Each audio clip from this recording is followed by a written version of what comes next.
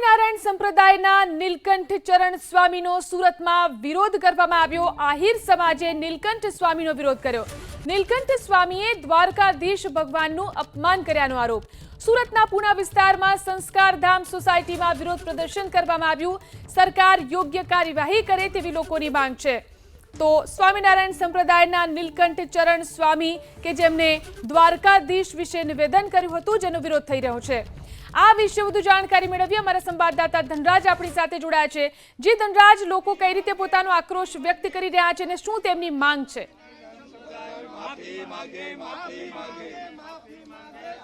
जी बिल्कुल, स्वामीनारायण संप्रदायना नीलकंठ स्वामीनो विरोध है। दृश्य सीधा जोई शको छो। तमाम जे आहिर समाजना आगेवान छे, लोको छे, तेओ आवी पहोंच्या छे अने विरोध करी रह्या छे। जे प्रमाणे द्वारकाधीशनुं अपमान करवामां आव्युं छे ए साकी नहीं लेवामां आवे। शुं मुख्य मांगणी?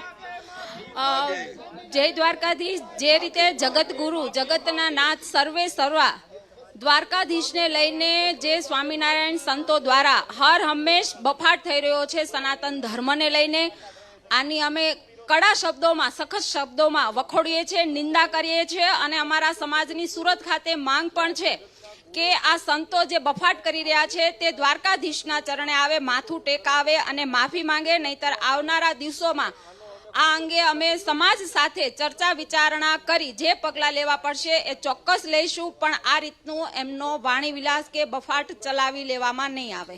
कई रीते लागणी दुभाई छे?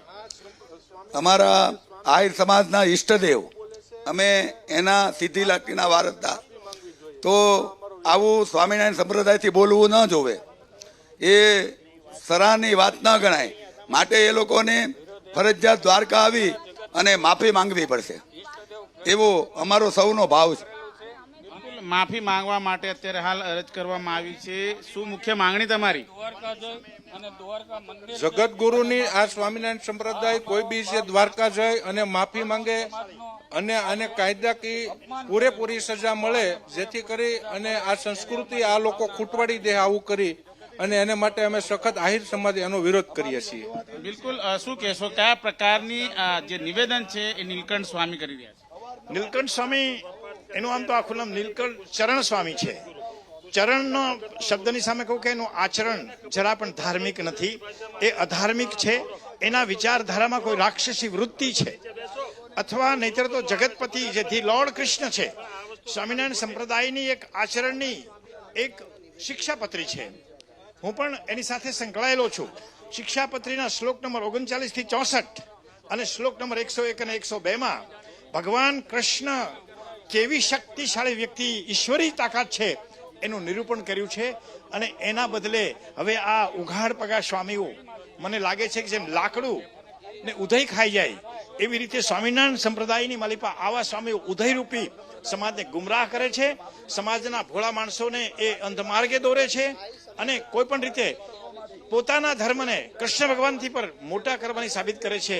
એ બિલકુલ સાંખી લેવા જેવા નથી અને સનાતન ધર્મની સામે આ એની વાત ખોટી છે અને એને ખરેખર માફી માંગવી જોઈએ। શું વિરોધ છે તમારો, કયા પ્રકારે? ખરેખર આ સ્વામિનારાયણના જે સાધુઓ છે, સ્વામીઓ બની બેઠેલા આજકાલ એ નત નવી ટિપ્પણી કરે છે ને ખરેખર ખોટું। એ લોકોને ખબર નથી કે કૃષ્ણ વંદે જગતગુરુ, કૃષ્ણ આખા જગતનો ગુરુ છે, એ બધાને માનવું પડે ને ખરેખર સત્ય છે। તો એ બધાનું ખરેખર આ જે વાણી વિલાસ છે એ સમાજમાં હાનિ પહોંચાડે એવો છે। કૃષ્ણનું જે લીટી ખરેખર લાંબી કરવાની હોય એની જગ્યાએ બિલકુલ જોઈ શકાય છે વિરોધનો સૂર અત્યારે જોવા મળી રહ્યો છે અને આગામી દિવસોમાં અત્યારે આંદોલન કરવા પડશે એ પ્રમાણેની વાત છે આહિર સમાજના લોકો કરી રહ્યા છે।